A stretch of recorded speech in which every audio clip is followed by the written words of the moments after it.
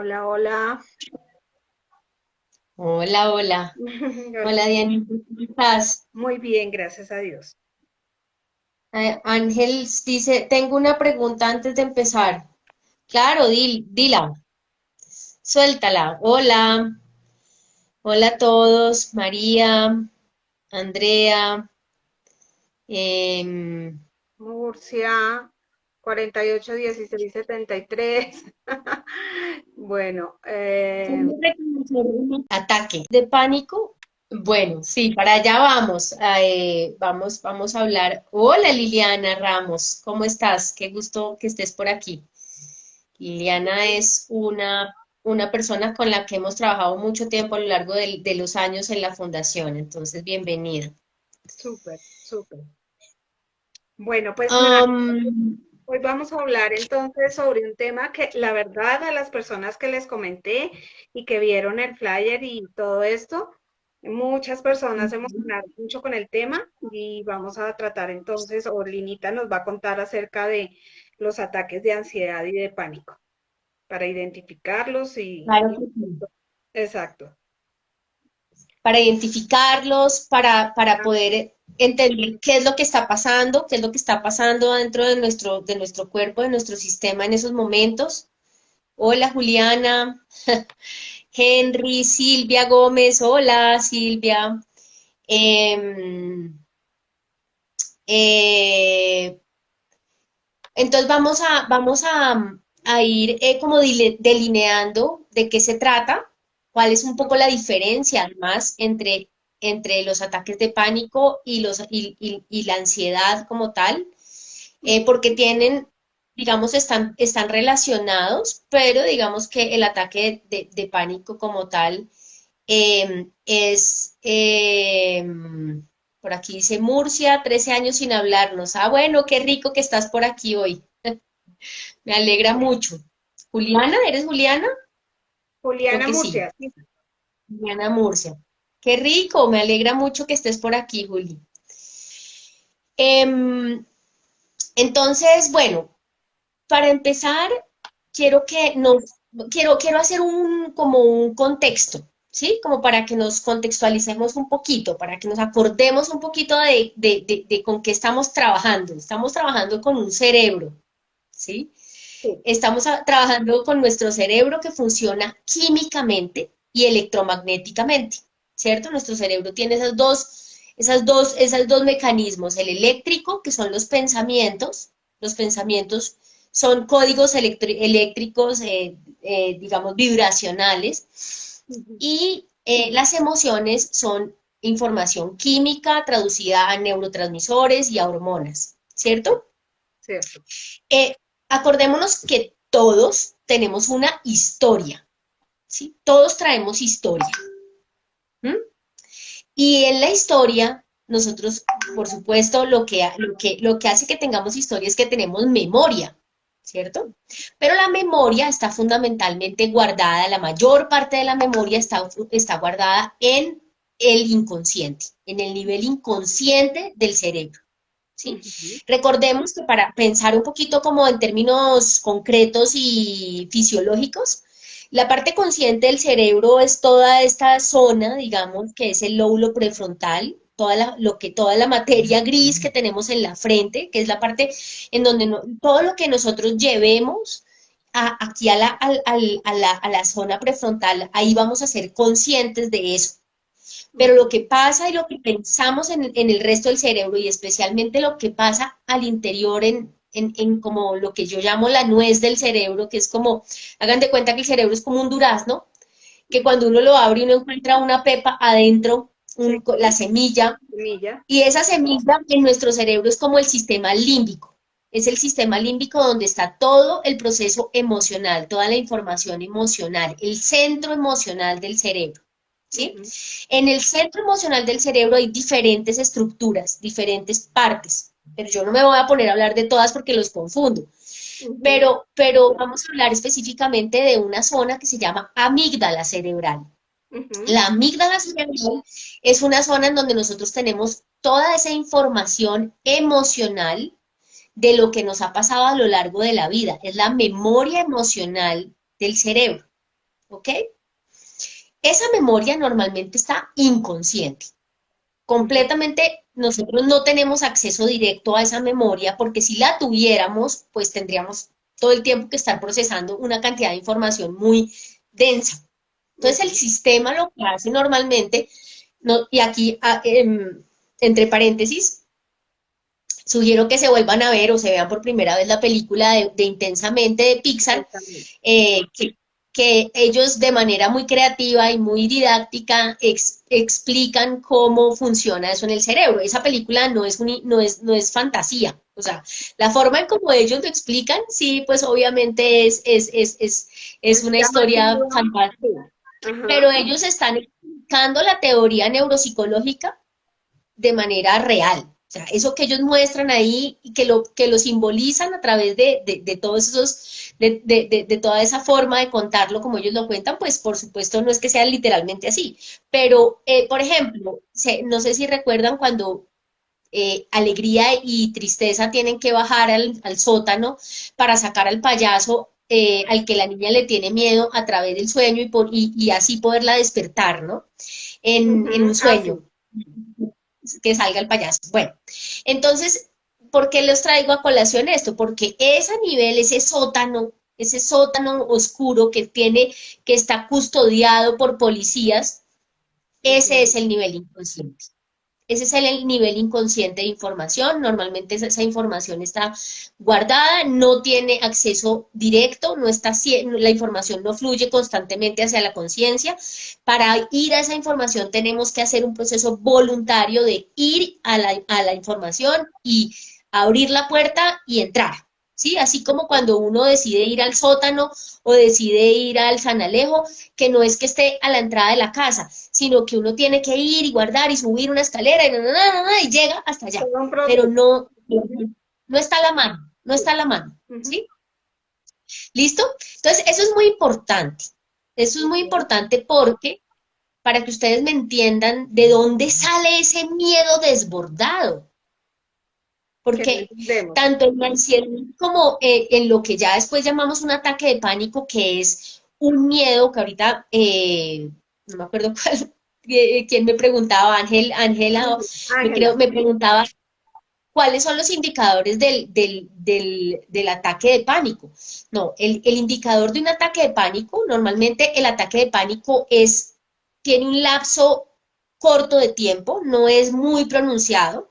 En eso se diferencia de los episodios de ansiedad, porque los episodios de ansiedad pueden ser de largo aliento. La persona en el episodio de ansiedad siente ansiedad permanente, y siente miedo, pero no es un miedo que lo desborde absolutamente, sino que es un miedo que está ahí como latente y como que todo el Constante. tiempo le ronda, constante, permanente y por el tiempo. En cambio, los ataques de pánico son Sí. de corto alcance, o sea, duran minutos o máximo una hora o no duran eternamente o no por mucho tiempo porque si sometieran, si el cuerpo estuviera sometido a ese nivel de miedo y de ansiedad tan permanentemente, pues hace un infarto. O sea, se estalla el corazón o estalla el cerebro, o sea, no aguanta un nivel de voltaje tan alto por demasiado tiempo el sistema. Ok. Entonces, ¿cuál, digamos, es esa característica del ataque de pánico?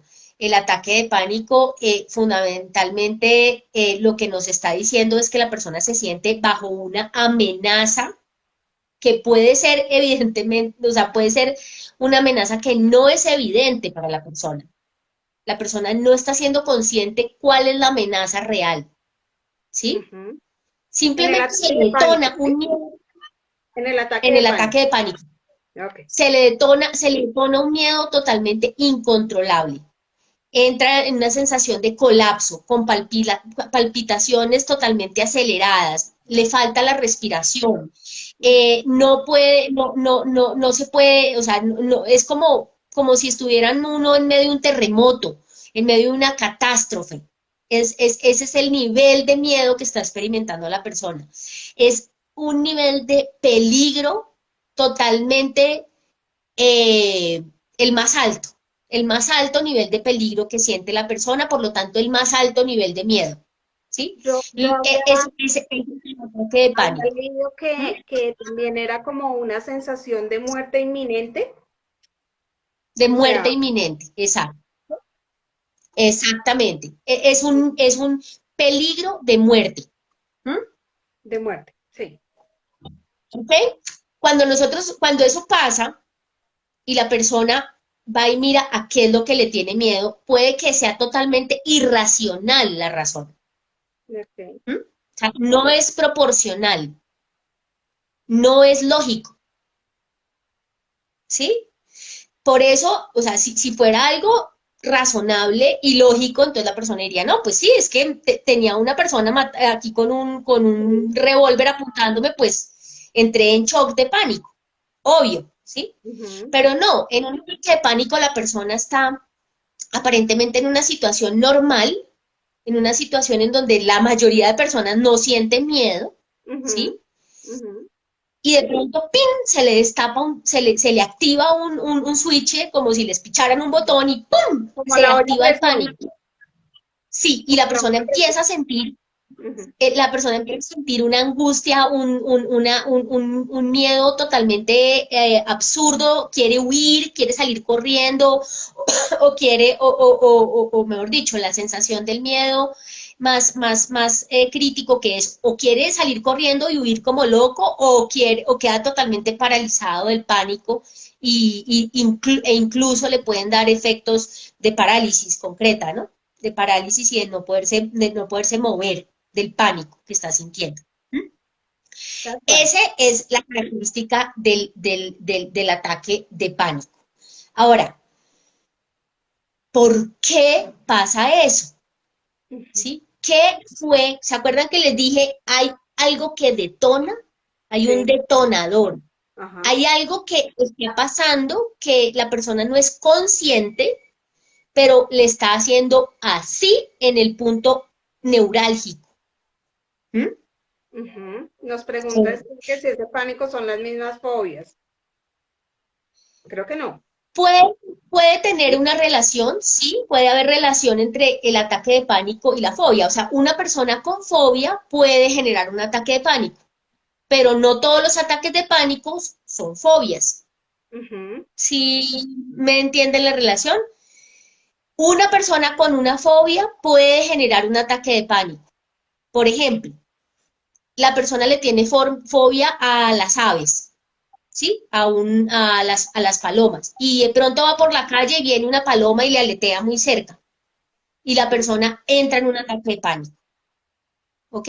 ujú, Entonces ahí está relacionada la fobia con el ataque de pánico. Pero no todos los ataques de pánico son fóbicos.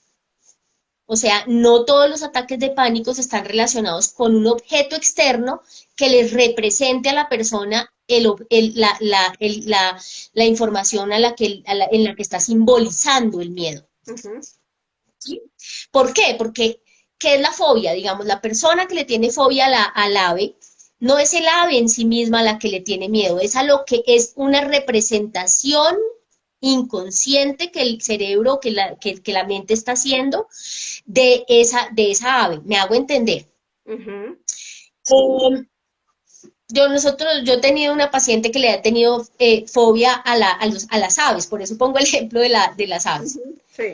Cuando ella tiene el miedo al ave, ay, perdón, chao gato, saca el gato, mi amor. Eh, sí, sí, no, no me deja, Yo piensa aquí a sé. molestar. Em, no es al ave en sí misma lo que ella le tiene miedo a la mirada del ave, a la mirada fija y a la mirada fría del ave. Ujú, Y eso pues es como tan raro, ¿y por qué? O sea, no pasa nada.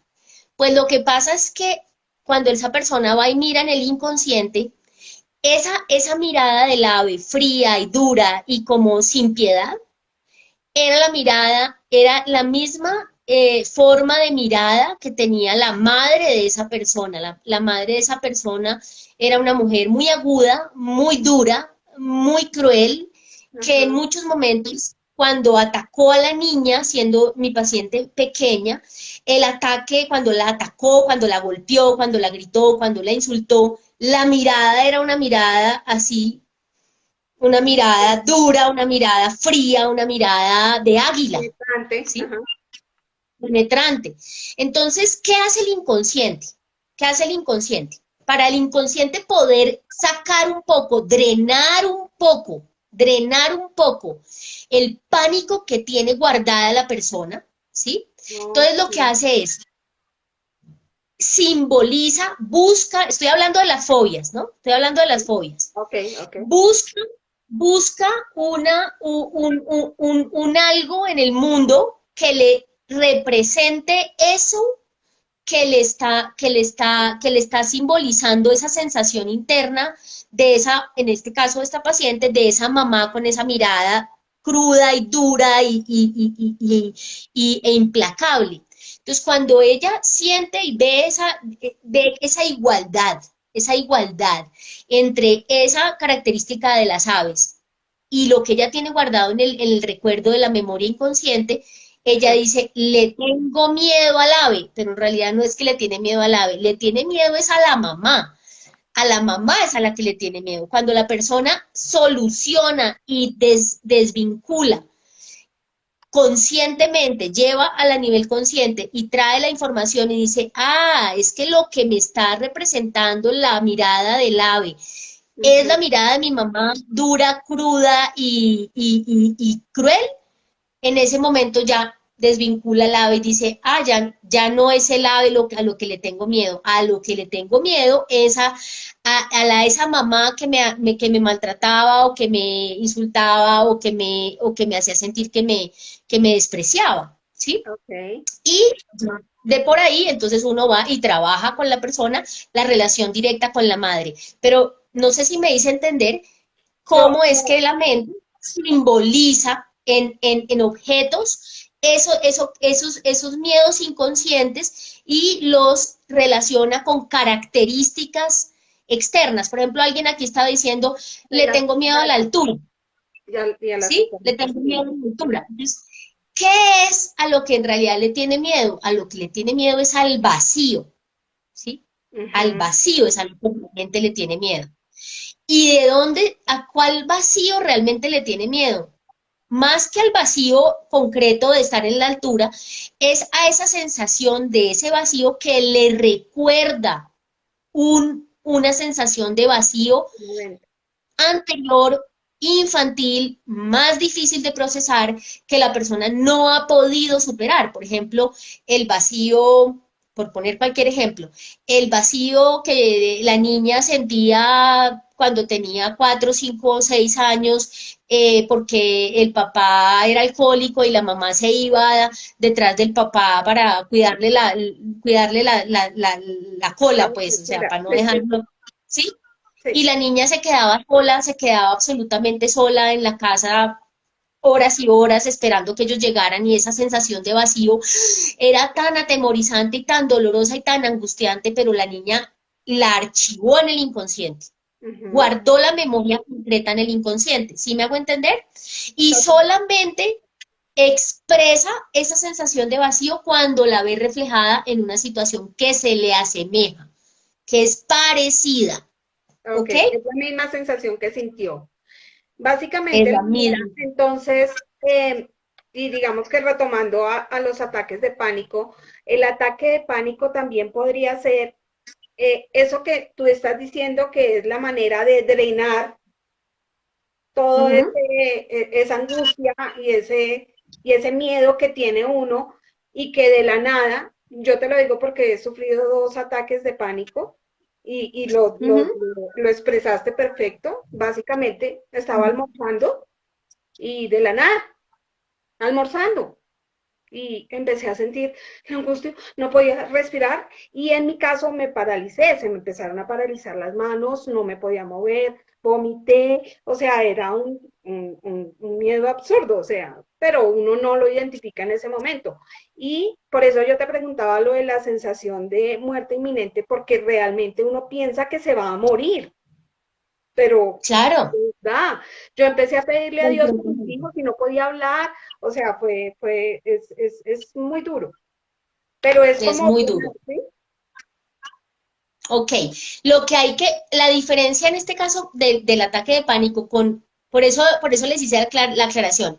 Una fobia puede desatar un ataque de pánico, Ujú, pero no todos los ataques de pánico son desatados porque haya fobia. Por ejemplo, en tu caso no hay fobia, mm, ¿sí? ujú. Sí, sí, sí, ya me entendieron ahí la Ya, diferencia, listo, ¿sí? Entonces,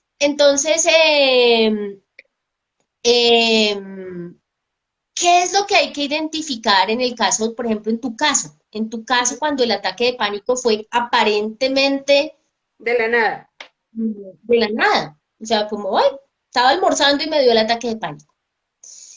Tuvo que haber una situación previa o estabas viviendo determinada situación Ujú, en la vida o sí, una situación previa días antes o horas antes o, ¿sí?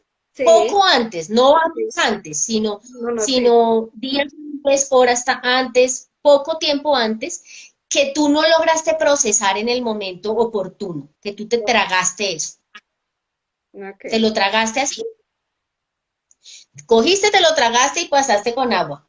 ¿No? Ujú, Y dijiste, yo no sé, esto es muy duro, pero yo no quiero ver, ¿sí? sí. Cuando uno hace eso, que eso lo hace mucho, muchas veces la gente muchas veces en lugar de decir, a ver, esto me está molestando, esto me está doliendo, esto es realmente grave, no me siento bien, hay que solucionar esto, sino más bien yo Déjalo hago que no preso. veo, Ajá. que no entiendo, que no es conmigo, ¿no? Eh, es como cuando literalmente una olla a presión. Ese es el ejemplo más claro, ¿no? Ujú. Entonces, como que tú no te has dado cuenta que le pusiste un voltaje de calor alto a la olla y en un Ajá. momento dado la olla hace ¡pum! Y sale a volar el pito ese Total. y eso suena y sale toda la presión así Ujú, disparada. sí. Porque tú no te diste cuenta que el evento detonador le había prendido la llama a la olla, Ok. ¿sí? Y tú no diste, oiga, se me prendió la olla a presión, y yo tengo que bajarle la presión a esto a tiempo. Ok. ¿Mm? Sí. Sino que simplemente te hiciste la loca. Entonces imagínense que ustedes ponen unos frijoles a cocinar con una determinada agua, o mejor dicho, hay unos frijoles en agua ahí y ustedes no quieren ser conscientes del momento en que un evento determinado le prendió el fuego a los frijoles. Y Mm, después ustedes se olvidan de que hay unos frijoles cocinándose o ni siquiera se dieron cuenta que se les prendió el fuego al frijol. Porque como nosotros tenemos esa gran capacidad de negación, sí. ¿m? Total. Entonces decimos, ah, bueno, no fue nada tan grave, eso no importa, eso ya pasó, ¿no? Somos expertos en decir, no, eso ya pasó, Sí. ya Sí. pasó, ya pasó, ya pasó, Hacernos ¿sí? los locos tal cual, como tú. Sigamos adelante, ¿no? Sigamos trabajando, sigamos comprando, sigamos viendo televisión, sigamos embutiéndonos de información de afuera para adentro, pero Ujú. no nos detengamos nunca a decir, oiga, esto que me pasó hoy realmente me afectó, ¿sí? Sino que paso derecho. Y nos dimos cuenta que eso le prendió el fuego a la olla. Y entonces, como Sí. les digo, en un momento dado ya el fuego levanta tanta tensión, tanta presión interna, que finalmente se destapa el pito ese de la olla y es cuando se dan esos eventos críticos, muy agudos de ataque de pánico. ¿Mm? Ujú, ujú. O ese evento detonador también está, la razón por la cual genera tanta presión es porque también está relacionado con la historia de la persona. Ok. No es, no es que ese evento detonador fue como ahí, no. Pongamos un ejemplo para que me entiendan mejor. Ujú. Eh, a ver, voy a ponerles el ejemplo de una paciente que solía tener muchos ataques de pánico. De hecho, ella llega a mi consulta porque ella ya estaba teniendo ataques de pánico toda vez que ella salía a la calle. O sea, ella ya tenía una dificultad muy grave porque ella ya no podía salir a la calle, Ujú. porque salía a la calle y le daban ataques de pánico. Y Duro. le daban ataques de pánico cuando veía policías, cuando veía fuerza armada. Ujú. Y empezaban una cantidad de pensamientos muy, muy, muy críticos y muy, digamos, muy duros acerca de que ella se decía a sí misma, estas personas me van a ver, me van a llevar a la cárcel, me van a capturar. Ella misma se decía, pero si yo no he hecho nada malo, o sea, ¿por qué me van a llevar a la cárcel? ¿Por qué me van a capturar si yo no he hecho nada malo? Pero aún así, la sensación del miedo era tan fuerte que ella terminaba devolviéndose para la casa. O sea, ella terminaba devolviéndose para la casa porque la sensación era totalmente absurda, y más si ella iba sola. A veces cuando iba acompañada era un poquito más manejable y podía de alguna manera Claro. como alcanzar a llegar al lugar a donde iba, pero solita no. ¿Mm? No lo lograba. Entonces, el evento detonador era que ella viera un policía, era que ella viera un policía o que ella viera una persona del ejército. Ese era el evento detonador. Ella evidentemente entonces evadía el lugar por donde sabía que habían policías, o sea, ella le sacaba el cuerpo a la cosa, no sé qué, Claro. Ujú. sí. Pero finalmente, cuando ella empieza a hacer el proceso terapéutico, eh, y ella empieza a darse cuenta que esos eventos en donde ella sentía esa sensación de vulnerabilidad en la calle, era algo que estaba relacionado, era el factor detonante, sí, era el factor detonante, pero esa sensación estaba relacionada con lo que a ella le había venido pasando a lo largo de la vida, en su relación fundamentalmente con su mamá y con su papá, en función de una rivalidad que ella tenía con la mamá por el amor del papá.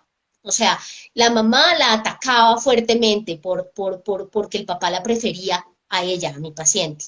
La atacaba hasta el punto de decirle que ella era la culpable de su desgracia, que ella era la culpable de su tragedia, que ella era la culpable de que de que ella y su mamá fuera tan infeliz. Y no solo eso, sino que en muchos momentos le hacía juicios con la familia, o sea, ponía a toda la familia, a las tías, a la abuela, en contra de esta chica.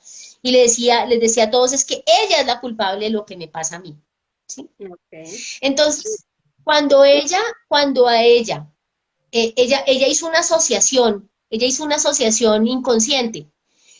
La fuerza pública, los policías y los del ejército, supuestamente se iban a dar cuenta de que ella era culpable de algo, pero pues ella aparentemente no había hecho nada, pero la Duro. sensación de y el miedo eran tan altos que entonces ella decía, yo no sé de que yo soy culpable, pero yo siento que me merezco que me castiguen y que me maten. Y ahí, ¡pum!, se estallaba el ataque de pánico, ¿sí?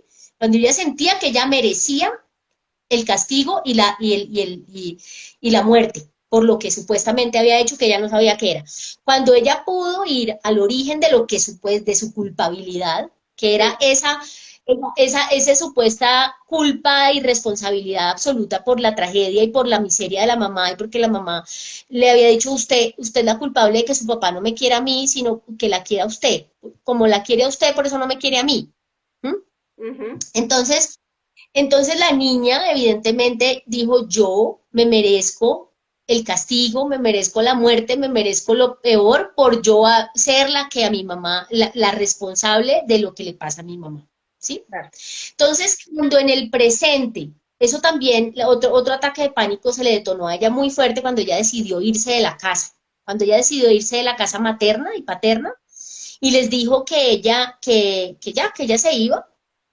Y en el momento la mamá le dijo, ok, usted se va a ir a vivir mejor que nosotros porque claro, como usted ya es doctora, entonces usted ya puede vivir mejor, entonces ahora sí nos deja, ¿no? Usted va a ser la culpable de que nosotros nos quedemos en estas condiciones y usted sí pueda progresar y vivir mejor. Cuando ella le hizo eso, ¡tim!, le detonó otra vez el ataque de pánico porque le dice la palabra mágica, usted es la culpable. ¿sí? claro. Usted es la culpable de esto que me está pasando a mí, o usted es la culpable de que nosotros vivamos mal y usted viva bien, ¿sí? Cuando le dice eso, ella, sin darse cuenta, o sea, pongamos el ejemplo, esa es una discusión que tienen un día por la tarde cuando ella les dice que se va a ir de la casa. En ese momento no se detona el ataque de pánico. Ajá. Ese, ella siente malestar, siente molestia, siente rabia con la mamá, siente ay, como, ¿qué Angustia. mierda es esto? ¿Qué hago? No, si me voy, no me voy, etcétera. Pero ahí le prenden el fuego a la olla, Ujú. ¿sí? Se le prende el fuego a la olla, y horas después o al otro día, ¡pum! Se destapa la presión del pánico que ella siente a que porque ella se siente culpable, ella se Claro. merece la muerte. ¿Mm? Ok. Y entonces se va a morir. Y la van a matar o la van a coger y la van a encarcelar y la van a meter a un calabozo y no la van a dejar salir. Y una cantidad, una avalancha de La pensamientos película negativos. total. Ujú. Una avalancha de pensamientos negativos que la persona no logra en ese momento controlar. Es como una avalancha. ¿Sí? Se le viene encima algo. ¿Sí? O como en la olla a presión, cuando tú tratas de ponerle otra vez el pito a la olla, no es tan fácil de poner porque la olla está saliendo con mucha fuerza. Entonces, como... Y la persona dice, ¿cómo controlo esto? ¿Cómo controlo esto? Claro, normalmente en esos momentos es muy difícil que el evento pare, o sea, parar el evento es muy difícil. Mucho. ¿Mm? Lo que normalmente toca hacer pues si la persona está acompañada o no, tiene que tratar de respirar, porque la respiración en efecto, si la persona respira profundo y la persona le lleva oxígeno a las células y al cerebro, evidentemente va a ayudarle a que el sistema se estabilice un poco y que el supuesto peligro se vaya apaciguando la sensación del supuesto peligro, ¿sí? Ujú, ujú.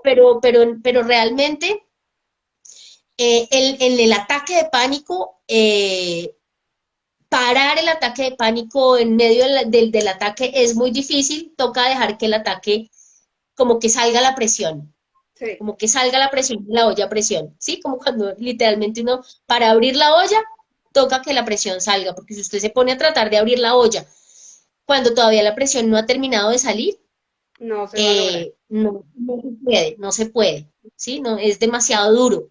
Entonces, entonces, normalmente lo que la persona tiene que hacer, pues, es irse a un lugar seguro. Evidentemente, en esos momentos la persona no debe salir a ninguna parte, de buscar un lugar donde refugiarse para poderse calmar. No puede salir a la calle en esas condiciones. Si a ustedes les da un ataque en medio en un restaurante, en un bus, porque puede dar en cualquier momento tan sale la presión de la olla a presión, lo que toca hacer es tratar de no desplazarse y no como, pues por ejemplo, no cruzar una calle, no hacer ningún tipo de actividad en donde haya más peligro, porque evidentemente la persona está completamente fuera de sí.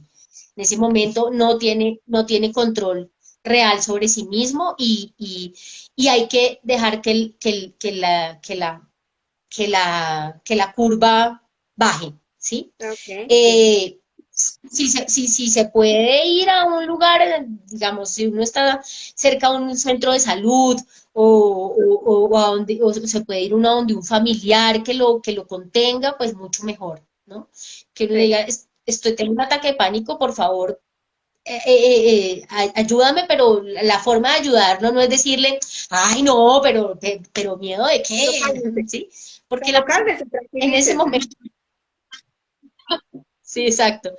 En Sí. ese momento, lo que está pasando es que la presión del evento detonador más la presión de todo lo que está acumulado en el inconsciente, que tiene la misma característica, que está relacionado en el mismo nivel de dolor, está saliendo así con mucha presión y en esos momentos no, la persona no puede parar. ¿Mm? Ok. Entonces hay que dejar que la presión salga un poco y después lo que la persona tiene que hacer es decir, tuve un ataque de pánico, ahora sí, abro la olla express y miro qué me pasa. O sea, realmente lo que la persona tiene que hacer es, si uno tiene un ataque de pánico, tiene que pararle bolas a lo que está pasando internamente en la persona, porque no se trata de que no vuelvan a haber eventos detonadores podrían haber en cualquier momento, ¿sí? Uno no puede controlar eso en sí mismo. Uno lo que tiene que controlar o lo que tiene que solucionar es el origen del conflicto. Lo que uno tiene que solucionar es el origen del conflicto para bajarle la presión a la información y bajarle la presión al dolor interno. Cosa de que si vuelven a haber detonadores, ya la respuesta sea mucho menor.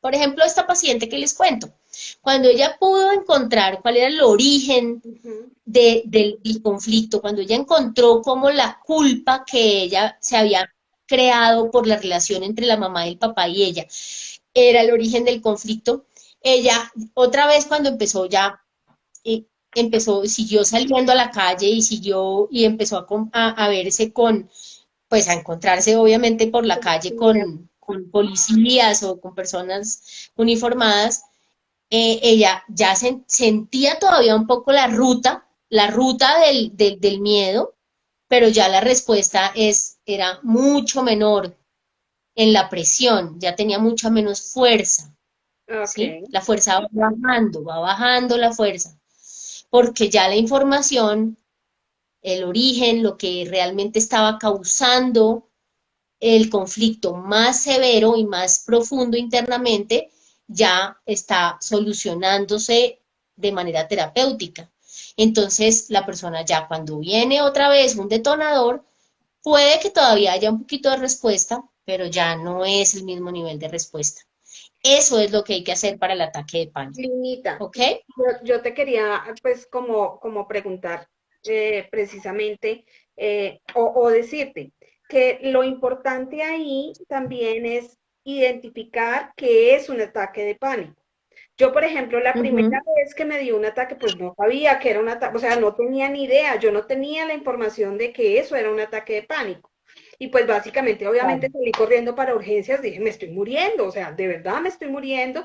Y pues uno llega a urgencias y pues sí, pues están alterados los signos vitales y la cosa, pero pues no encuentran realmente nada físico que diga, pues sí, algo le está pasando. Pero todas estas cosas que nos estás contando precisamente son muy importantes para poder identificar el ataque de pánico, pero existen también los ataques de ansiedad, ¿no? Sí, que Que son, a nivel son distintos. ya vamos a hablar de ellos porque tienen otras características. Aunque el ataque de pánico empieza con ansiedad, ¿no? Empieza con ansiedad, pero Ah, ok. escala, y el miedo se vuelve exponencialmente mucho mayor en el ataque Ujú. de pánico que en el de ansiedad, ¿sí? Y la ansiedad, en cambio, puede ser un estado anímico permanente por mucho tiempo. La persona puede sentir ansiedad permanentemente, todo el tiempo sentir esa sensación de falta de De tranquilidad, acuerdo. de sentir que algo le falta, que no puede estarse quieto, como de sentir en el estómago cosquillas permanentemente y sentir que el corazón le hace así todo el tiempo. Y definitivamente no lograr centrarse fácilmente, que la persona no logra concentrarse fácilmente, que no tiene como la capacidad por ejemplo, trabajar por largos ratos concentrado, sino que muchas veces el cerebro, la conciencia se le dispersa fácilmente porque a nivel químico pues no está, la persona no está produciendo el suficiente nivel de serotonina y de dopamina y en cambio está produciendo un nivel importante de cortisol, de adrenalina, de una proteína que se está segregando desde amígdala que se llama neuropsina. Entonces, toda esa dinámica cerebral mantienen a la persona, estamos hablando de los ataques de ansiedad en este momento, ¿no? Sí, sí. Mantiene a la persona como en un estado de inestabilidad permanente. Pero fíjate que eso es diferente a lo que estamos diciendo del ataque de pánico, que son eventos muy que tienen una subida muy alta y después pues baja, ¿sí? pero el ataque de pánico, como dije al principio, no es un proceso permanente, no dura por días, por meses, porque si no, pues no, si fuera así la persona, no, o sea, Colapsa, claramente, sí. sí, colapsa físicamente, colapsaría. Ujú, Eh, entonces, digamos que la ansiedad, al contrario, puede ser menos crítico lo que la persona está evidenciando internamente, puede ser un dolor menos agudo y menos grave como en el caso del ataque de pánico, pero de todas formas hay que identificar en el caso de la ansiedad qué de lo que está pasando en la vida está detonando la ansiedad. Por ujú. ejemplo, en estos momentos en los que estamos viviendo ahorita, muchas personas están sufriendo de ansiedad porque hay procesos de cambio muy radicales, porque hay incertidumbre, porque la gente no sabe qué va a Sí, pasar, porque no tiene control de muchas de las situaciones, porque se siente muy inseguro o muy insegura, porque siente que hay cosas que pueden cambiar repentinamente, que pueden quedarse sin trabajo, que cambió muy radicalmente su rutina, digamos, en términos de poder salir de la casa o de poderse mover más fácilmente, de poder desplazarse más libremente, porque pues entonces ahora con el COVID todos estamos más prevenidos con la sensación del contagio y toda la vaina esta. Entonces todo eso va bajándole placer a la vida, para que me entiendan un poquito cómo es que se puede entrar en un estado de ansiedad permanente. Se baja sí. el nivel de placer de la vida, ¿sí? Cuando se Ujú, baja el nivel de placer de la vida, por lo tanto se baja el nivel de serotonina y de dopamina, y de oxitocina, que son neurotransmisores, neurohormonas, que se encargan de que nuestro cerebro esté en calma, alegre, tranquilo, abierto a las relaciones en función de que nuestra experiencia está siendo placentera en términos afectivos, en términos sociales, en términos de sentirnos seguros económicamente, de sentirnos, de que digamos las condiciones ideales estén más dadas. Entonces eso nos genera placer y nos da estabilidad interna, ¿sí? sí.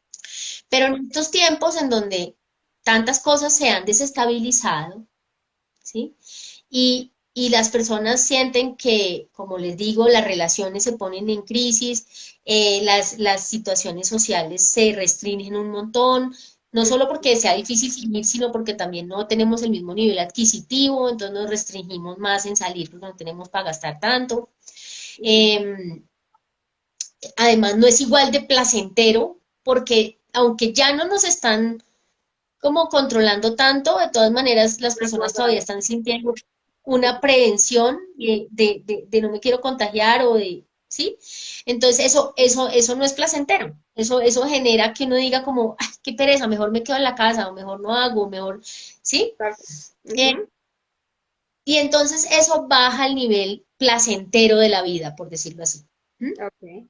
Y al contrario, hay otros factores que nos están subiendo los niveles de estrés y que por lo tanto nos está subiendo el cortisol, la adrenalina, la Mm, neuroxina, que son factores que, como la incertidumbre, como la falta de oportunidades, como la sensación de que pueden pasar cosas inesperadas y que no sí, nos podemos ver en situaciones difíciles, como el hecho de tener que compartir con nuestras familias por mucho tiempo en un mismo espacio cuando antes no lo hacíamos.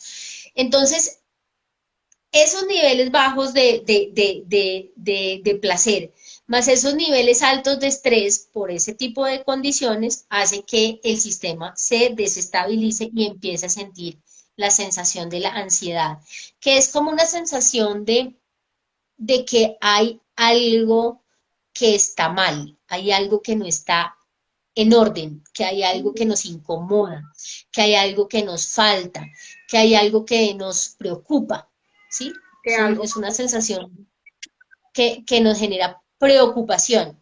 ¿sí? Que ujú, nos genera una sensación de falta de control. ¿Mm? ujú. Y ahí es donde entonces se puede generar de manera sutil o de manera muy, muy, muy, muy crítica también, no necesariamente con un ataque de pánico, pero sí unos niveles de ansiedad muy altos, ¿sí? Que Ajá. entonces la persona está sintiendo todo el tiempo eh, o sea, empieza a sentir ya un nivel de angustia, de ansiedad que se convierte en angustia y que se convierte en una sensación muy desagradable respecto a la sensación de estar en su propio cuerpo, como de estar, de habitarse a sí Claro, mismo, como que la persona sí, tal cual. lo que quiere es salirse de ahí, ¿sí? Entonces, muchas veces lo que termina pasando es que la persona entonces acude al alcohol o acude a las sustancias o acude a aturdirse de alguna manera, ¿no? Alterar la Salirse de sí conciencia de mismo, alguna manera. Ujú. por ejemplo, también viendo demasiada televisión. ¿Mm? Ok. ¿Qué ibas a decir? No, definitivamente, o al alcohol o a las drogas, pues a alterar la conciencia. Exactamente. Entonces, ¿qué le pasa a este tipo, a esta persona? Está sintiendo mucha preocupación, se preocupa demasiado todo el tiempo, ¿sí?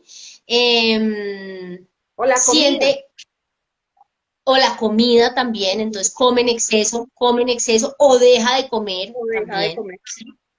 Ajá. Ujú. Empieza a tratar de evitar ciertas situaciones que siente que le generan ansiedad, entonces se puede empezar a retraer o como aislar, ¿sí? Eh, Le cuesta trabajo concentrarse, puede eventualmente empezar a sentir mareo o sentir debilidad, porque toda esta dinámica química de la que estamos hablando le puede generar a la persona unos síntomas físicos, netamente físicos, mareo, debilidad, eh, afecta muchísimo la capacidad de concentración, porque Ujú. en efecto, pues como los niveles de dopamina están bajitos, evidentemente la persona le va a costar mucho más trabajo concentrarse. En estos momentos, las crisis de ansiedad son muy altas, además porque hay mucha gente con crisis de pareja y con crisis laborales. Entonces, todo este proceso de, no, de tener las relaciones, digamos, en momentos críticos por todo lo que ha venido pasando en este tiempo, y porque la pandemia en sí mismo además evidenció muchas cosas que las personas tenían guardadas y que los conflictos estaban como por allá calladitos, pero toda esta situación hizo que muchas cosas salieran a la luz y que las personas definitivamente se tuvieran que enfrentar a cosas que no querían ver de tiempo atrás, ¿sí? Que no Sí, querían ver de tiempo atrás, ¿sí? Por supuesto, hay una tendencia a la irritación, la persona que tiene esta sensación de sentirse muy ansioso se siente irritado, o sea, es una persona que muy fácilmente puede responder feo sin razón, o sea, como, ujú. uy, pero Exagerado. pues, qué pena, no se le puede hablar porque te contesta con tres piedras en la mano, ¿sí? Ujú. Fundamentalmente por lo mismo, porque internamente la persona, al tener esos niveles tan altos de cortisol, de adrenalina, muy altos y muy bajos los niveles de dopamina y de serotonina, pues el sistema está así, está con los nervios de punta y evidentemente la sensación de la irritabilidad se vuelve muy, muy frecuente. ¿Mm? Puede también tener temblores o tics, Ujú. ¿sí? Como que algo se le mueva involuntariamente, porque finalmente este proceso de que sometamos al cuerpo a unos periodos muy extensos de ansiedad hace que el sistema nervioso se vaya desgastando demasiado, ¿sí? Y Mm. entonces empieza ese proceso de cansancio y de desgaste, genera un efecto digamos, esa tendencia a los tics o a los temblores, ¿no? A generar y pues el miedo que la persona está sintiendo. La sudoración excesiva también, ¿no? Ujú, Es una característica sí. cuando la persona está sintiendo ese miedo y esa ansiedad que no logra solucionar. Y es como esa parte que siente uno de que le falta el aire constantemente. Y se le empieza a dificultar respirar, exactamente, se le empieza a dificultar la respiración y por eso, digamos, parte de una solución de emergencia es respirar, tratar de Conscientemente. parar conscientemente, respirar y hacer conciencia de cuando entra el aire y sale el aire y respirar conscientemente. Esa es una solución de emergencia en momentos de mucha ansiedad. Y me Ok. refiero a una solución de emergencia porque igual hay momentos, el momento crítico de la emergencia y el momento posterior en donde uno tiene que decir, bueno, aquí qué me pasa, qué me ¿Qué está pasó? pasando de fondo, ¿sí? O sea, cuando una persona está teniendo un estado permanente de ansiedad, en un momento dado tiene que detenerse a mirar qué es lo que en realidad, cuáles son los factores que en realidad le están generando ese nivel de ansiedad, cuáles son las emociones que la persona no está logrando ver, no está logrando procesar, no está logrando sentir, ¿sí? Porque además puede que tenga eventos muy marcados de expresión emocional.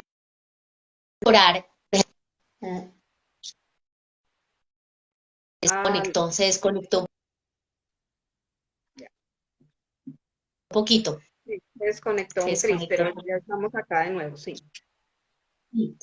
Entonces, por ejemplo, empieza a llorar, llorar sin poder parar, ¿sí? Tiene como una hemorragia de llanto, ¿no? Como una avalancha emocional o también una sensación de desesperanza muy profunda, porque la ansiedad muy fácilmente se puede conectar con una depresión y puede haber un cuadro de depresión y ansiedad, ¿sí? Entonces, digamos que en ese nivel, cuando la ansiedad ya se vuelve muy crónica y un nivel más profundo de ansiedad, entonces ahí también podemos tener el riesgo de que la persona entre a un estado depresivo. ¿Mm? Ok. Y pues por supuesto que esto se vuelva algo constante, ¿no? Que la persona sienta que porque pues hay ansiedad que es normal, o sea, por ejemplo, tú vas a presentar un examen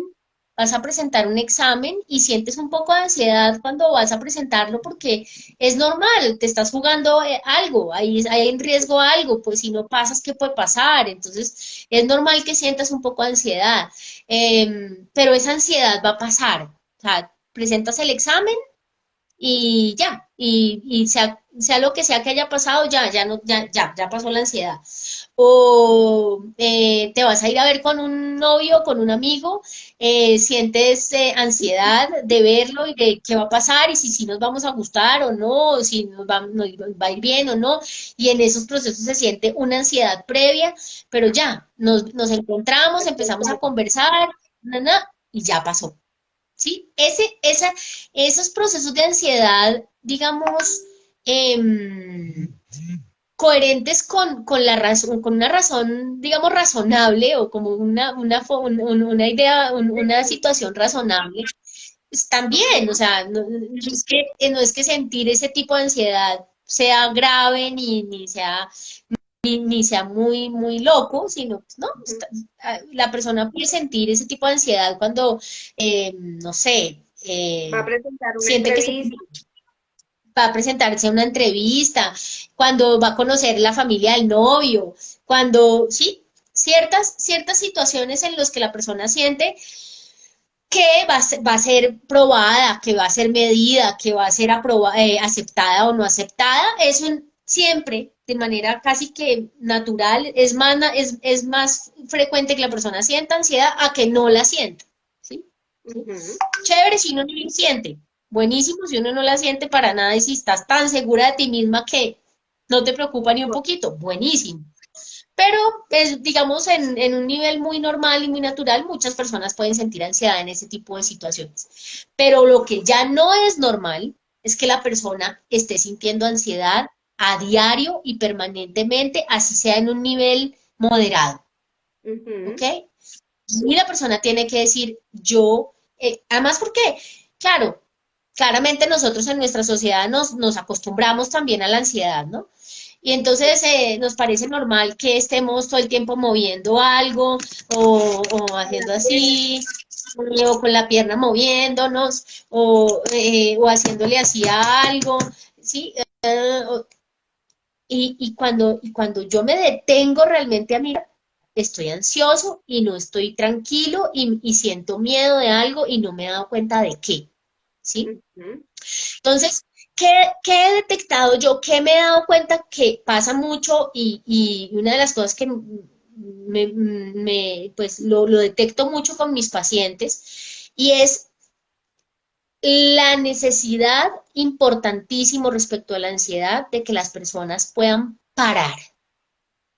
Paren, Ujú.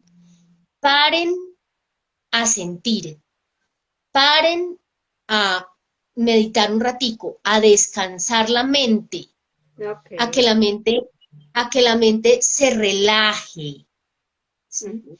Estamos nosotros acostumbrados a unos niveles absurdos de estímulo todo el tiempo. Todo el Sí. tiempo bombardeando el sistema, todo el tiempo bombardeándonos, tenemos estímulos por todos los lados. Todo el tiempo trabajando, todo el tiempo escuchando música, todo el tiempo escuchando noticias, todo el tiempo escuchando a los otros, todo el tiempo en la calle, todo el tiempo.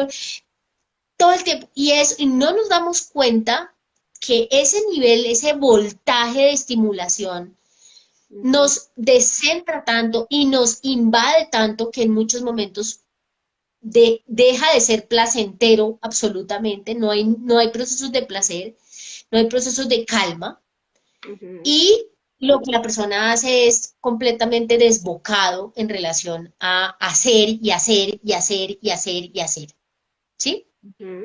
Entonces, esos procesos de sobrecarga de actividades, de sobrecarga laboral, generan de por sí un proceso de ansiedad, ¿sí? Ok. Entonces, lo primero que hay que hacer es, me estoy sintiendo ansioso, me estoy sintiendo descentrado, me estoy sintiendo incómodo conmigo mismo, me estoy sintiendo aquí en el estómago un vacío, estoy sintiendo que me falta el aire.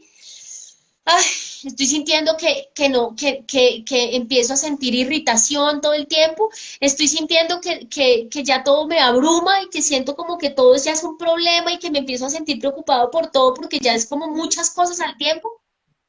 Pare, pare, pare, pare. A nosotros nos cuesta un trabajo increíble parar. Ujú. Parar no es irse a ver televisión. ¿Mm? Parar es decir, me voy a quedar un rato, Ujú. 5, 10, 15 minutos, media hora, en silencio, Ujú.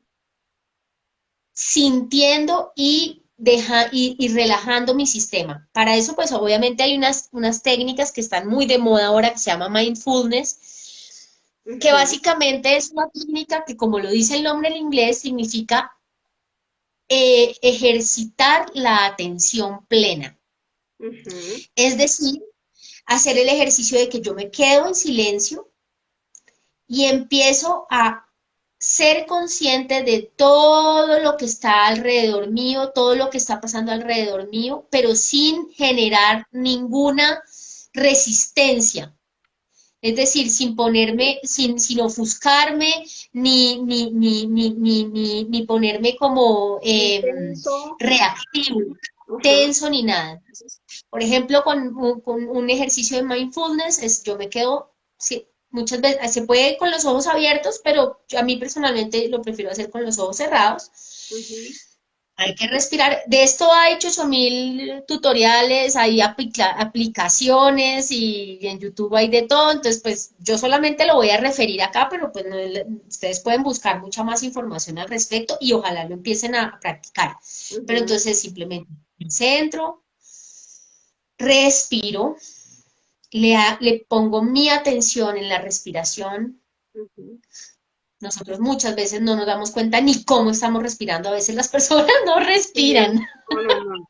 No, no, es inconsciente, sí. El nivel tan vertiginoso de la vida y todo hace que uno ya empiece a respirar como, como que solo le entra el aire como hasta por aquí nada más. Sí, tal cual, ¿Sí? tal cual. Entonces es empezar a ser conscientes de llevarle oxígeno, de respirar con el abdomen, de llevar oxígeno y de llevar aire al abdomen y pongan la manita en el abdomen para sentir que inflan el abdomen cuando están respirando, diferente a cuando uno respira con el pecho, que también sirve.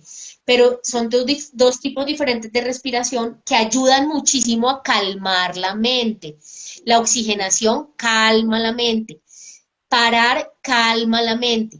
Centrarse, parar. Ahora, ese tipo de meditación no es la meditación que los lleva a que ustedes no quieran pensar nada o que logren tener la mente en blanco. Eso es otro nivel de meditación Ok. que es muy chévere, pero que es más allá, ¿sí? Ajá. Por ahora, Sí. empezar, por lo menos parar, respirar y poner atención plena a todos los estímulos y no rechazarlos, ni estresarnos por ellos. Ujú.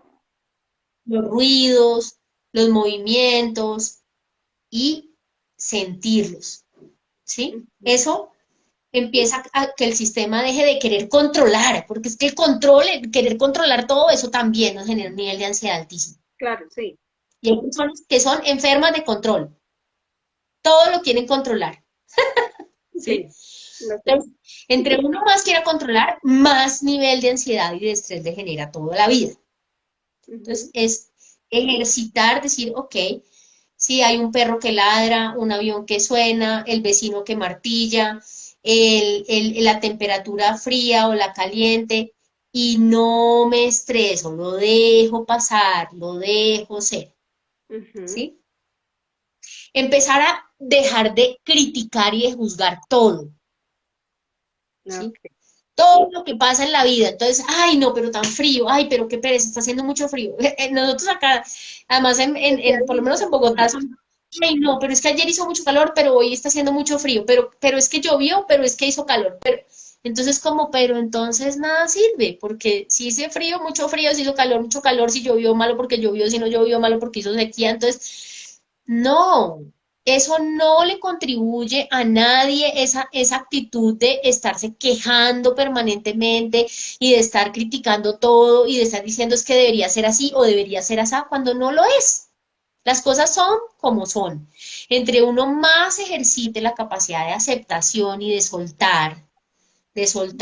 liberar, de relajarse, de respirar, de dejar que las cosas sean, ¿sí? Ejercita ese proceso de sentir que el cerebro se nivela y que nosotros no estamos generando estrés, no estamos generando estrés conscientemente. ¿Ok? Eso es básico para los procesos de ansiedad, digamos, mmm, que están siendo críticos pero moderados, o sea, permanentes pero moderados. ¿Ok? Sí. Eh, el hecho de que la persona en esta pandemia, la gente trabajando desde casa termina trabajando mucho más de lo que trabajaba antes. Sí, es mejor ir a la No, oficina. por favor, paren. Tienen que, es un ejercicio de autoamor, de autorrespeto, de aprender a ponerle límite a las personas, aprender a ponerle límite a los jefes, ¿sí? Yo le digo a mis pacientes en este proceso que hemos vivido todo eso, mire, vaya, usted no tiene que ir al Transmilenio a coger el Transmilenio porque no se tiene que desplazar, pero vea, báñese, desayune y salga y le da 3 vueltas a la manzana y se sienta 5 minutos en el parque y mira el árbol y mira el pájaro y se rasca la nariz y hace lo que quiera y tómese el tiempo que usted se toma en el Transmilenio, pero tómeselo. Claro. ¿Mm? Porque si no usted termina desayunando así, ya pregado al computador diciéndole al jefe, ya estoy aquí, cuando usted antes llegaba a las 8 de la mañana y ahora se está conectando a las 7 de la mañana, ¿sí? Entonces, todo este proceso que hemos estado viviendo y que es posible que sigamos viviendo y que el teletrabajo sea una forma de trabajo que siga siendo así para mucha gente, la gente Sí. tiene que aprender a ponerse límites y poner límites y trabajar en el miedo a que supuestamente a que los van a echar o a que se van a quedar sin nada o el miedo a la escasez o el miedo a la pobreza, los miedos que tienen adentro, que son los que hacen que digan, ay, bueno, sí, está bien, sígame pidiendo y sígame mandando mensajes, son las 8 de la noche, pero yo no soy capaz de decir, no, yo ahorita ya no miro el mensaje, lo miro mañana, a las 8 de la mañana lo miro, punto, no más, ¿sí? O sea, este proceso de pandemia está siendo un ejercicio importante de autorregulación y de autoamor que si nosotros no logramos ese equilibrio, nuestro sistema se desequilibra y vivimos en un nivel de constante ansiedad y de constante estrés que nos puede terminar llevando a la enfermedad física, literal y concretamente. Hay ¿Sí? una cosa, Linita, y acá nos están preguntando que cómo afecta a los niños.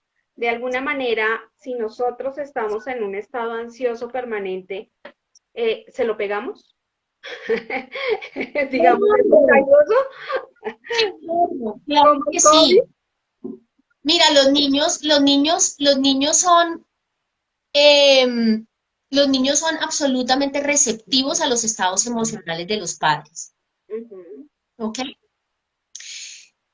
Los papás a veces creen que los niños no se dan cuenta de lo que pasa o de lo que los papás sienten. O sea, nosotros somos muy chistosos, nosotros los adultos, porque nosotros le decimos a los niños que no digan mentiras, pero nosotros Sí, no la pasamos diciéndoles mentiras como si ellos no se dieran cuenta que les estamos diciendo mentiras. sí, ¿Mm? sí, de acuerdo. Y ellos se las pillan Entonces, todas. y ellas se las pillan todas. Entonces, no, así como el ejemplo que yo les ponía en una sesión anterior, que yo les decía a ustedes qué capitán les da más, qué capitán de barco les da más seguridad, el que les acepta que hay un problema y que lo está solucionando, o el que les dice, a pesar de que hay un problema, les dice, no, ¿cuál problema? Aquí no hay ningún Aquí no pasa problema. nada. No, Sí. ¿sí? El niño o la niña percibe claramente que usted está ansioso, que usted está irritable, que usted está triste, que usted está bravo, que usted está mal, ¿sí? Ujú. Y se sintoniza de alguna manera con eso. Entre más pequeños, más se sintonizan con eso. Si son bebés, si son niños muy pequeños, y aún más si, por ejemplo, se está lactando, un bebé todavía lactándose de una mamá ansiosa, Son esos bebés que lloran todo el tiempo, que no duermen, que no descansan, porque pues claro, básicamente estás pasando todo. claro, claro, toda la información está pasando a nivel químico, pues, los niños que se lactan, pues a través de la leche, la mamá que está muy ansiosa y muy furiosa y lo que sea, todo ese componente químico de esas emociones está pasando a través de la leche, porque la leche está hecha de sangre, ¿sí? Sí. Entonces, en la sangre de la mamá está toda esa información. Y a nivel electromagnético, como nosotros somos electromagnéticos, nuestro sistema nervioso funciona electromagnéticamente, todo lo que pensamos y todo lo que sentimos, lo transferimos a través de ondas electromagnéticas, lo transferimos a través de la mirada, a través del cuerpo. Entonces, los niños nos perciben. Nosotros cuando estamos ansiosos, irritables, horrible, parecemos como puercoespines que tenemos la energía así como pullas, ¿sí? Y los niños lo perciben claramente y reaccionan a eso. Reaccionan a eso. Ellos también sintiéndose ansiosos, porque cuando un niño o una niña sienten a su mamá o a su papá ansioso, inmediatamente lo que le está diciendo, le está haciendo sentir a mamá o el papá al niño es, hay peligro, estamos en peligro. Ok. Eso es lo que se está comunicando en la ansiedad. Hay un peligro, ¿sí? Ujú. Y puede que no sea un peligro tan real, pero el niño simplemente dice, si mi mamá y mi papá sienten que hay peligro, pues hay peligro, ¿sí? Punto. ¿Mm? Y digamos que en ese orden de ideas, Linita, digamos que los niños, así tú finjas que estás bien, que no pasa nada y ellos se te acercan y tú estás divinamente con ellos, pero tú internamente estás realmente alterado y estás muy ansioso, de todas maneras lo estás alterando a él y ellos están ansiosos sin saber por qué. O hay niños ansiosos por un motivo así uno esté tranquilo, o no. Ah, también, claro, también pueden haber razones por las cuales el niño esté ansioso, que no necesariamente es porque uno también esté ansioso, ¿no? Obviamente que sí. Pero lo que sí normalmente pasa es que el estado emocional de los papás afecta a los niños indefectiblemente y lo que normalmente pasa es que no se habla de eso. Y al Ujú. contrario, cuando un niño tiene un efecto de esa tensión emocional que se está viviendo en la casa y el niño termina haciendo una pataleta o termina haciendo un berrinche bien berraco porque lleva así con los nervios de punta por días, porque mamá y papá están así y nadie dice nada y nadie soluciona nada. Y el niño finalmente, igual que como la olla a presión, ¡pif! Cualquier cosita, ¡pum! Estalla esa vaina y ¡guay! Pero llora por una maricada o por cualquier cosa que uno dice, pero esto no es una razón para que usted haga este Ujú. escándalo, Sí, ¿sí? sí, sí. Él no está llorando porque se le cayó el juguete, él no está llorando porque no le dieron el dulce, él está usando esa excusa para poder sacar esa tensión emocional que está ahí guardada de que en familia, la familia es como una olla a presión de una cantidad de emociones que no se hablan, que no se solucionan y que nadie dice, oiga, si me estoy sintiendo mal, venga, lo soluciono, o venga, también se lo reconozco a mis hijos y le digo, cuando los niños tienen una inteligencia emocional desarrollada, por Ujú. ejemplo, a mí me pasaba con mis hijos, mis hijos llegaban cuando yo estaba alterada o algo me pasaba, ellos me confrontaban y me decían, ¿qué te pasa, mami? ¿Estás Ujú. brava? ¿Estás triste? ¿Qué te pasa? Sí, sí, Entonces, sí. le ponen a uno el espejo, le ponen a uno el límite y uno dice, sí, sí, no me estoy sintiendo bien, discúlpame, voy a revisar qué me pasa a mí. ¿Sí? Ujú. Porque el niño ya tiene la habilidad y siente que tiene la capacidad y el espacio para decirle a ese papá o a esa mamá, oye, lo que me estás pasando algo feo, me estás invadiendo, me estás atropellando con lo que te pasa. Pero si en la familia no hay una dinámica de comunicación de las emociones, si en la familia las personas no están acostumbradas a reconocer lo que sienten, si además en la estructura de poder, de jerarquía, los papás son dioses y los niños son esclavos, ¿sí? Ajá. Entonces el papá, lo que diga papá es incuestionable y lo que le pasa a papá nadie le pregunta nunca por qué le pasa o qué siente ni nada, sino que aquí no se dice nada y pues como de pronto pasaba en otras épocas, que más o Sí. menos la señora le decía a los niños, cuidado que llegó su papá y él llegó bravo, así que usted no vaya a molestarlo, Ujú.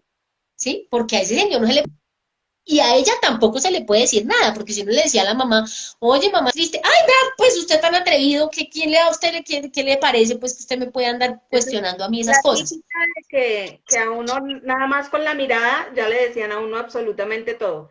Ya sabía uno que debía callar. Exactamente. Entonces, fíjate que en una dinámica saludable, emocional en la casa, los mismos niños pueden llegar a decirte, estás feo, estás brava, no me gustas, no, tú estás, Ujú. tú estás muy, o sea, te puede expresar que lo que le estás transmitiendo no está bien, no está saludable, ¿sí? Y Claro. entonces en esos momentos el adulto tiene que decir, oiga, sí, ¿qué me pasa? ¿Qué me pasa? ¿Sí? Ujú. Eso es pero también en el momento de Bueno, la pataleta, el niño puede, claro, el niño hace la pataleta, no sé qué, hay que saberle manejar la pataleta, bueno, que eso será tema de otra sesión, porque si nos vamos por ahí nos bifurcamos mucho y ya se nos está acabando el tiempo. sí. Eh, pero básicamente hay que recoger el reguero, digo yo. Yo le llamo a eso recoger el reguero. Después de una pataleta, después de una erupción emocional, uno tiene que sentarse con el niño y decirle, ven, ¿qué pasó? ¿Qué estás sintiendo? ¿Por qué estás tan bravo?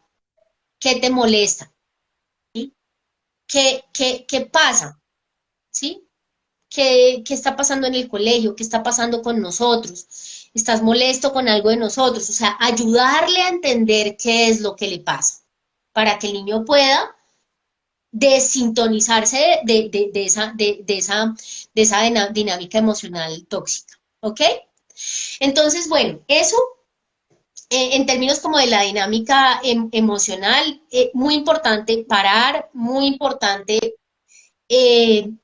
reconocer que hay algo que en uno le está generando ese desequilibrio emocional que lo está poniendo ansioso.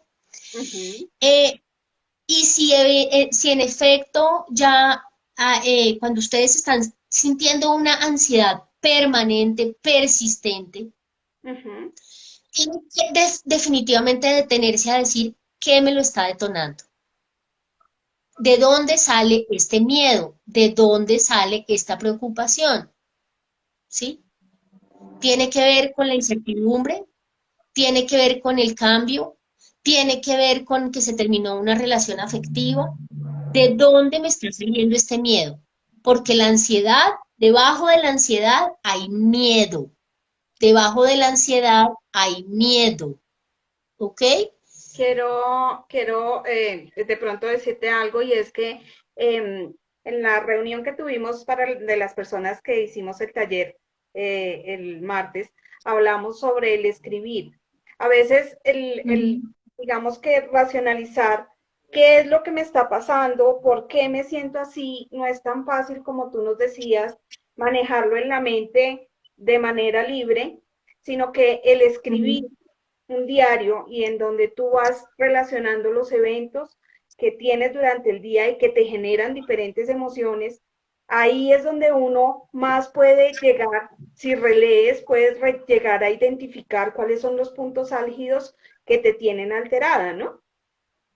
Exactamente, exactamente. Qué bueno que lo mencionas porque para allá iba como para hacer un recuento como de esos procesos específicos que debemos hacer para mejorar y para solucionar la ansiedad. Sin embargo, aquí, por ejemplo, Marisol Hernández dice, afecta mucho el sueño. Sí, en efecto la ansiedad afecta, afecta poderosamente los procesos de relajación, porque fundamentalmente lo que está pasando es que la persona está sintiendo que ese miedo que es en términos químicos cortisol y adrenalina, mantienen al sistema nervioso alerta, despierto.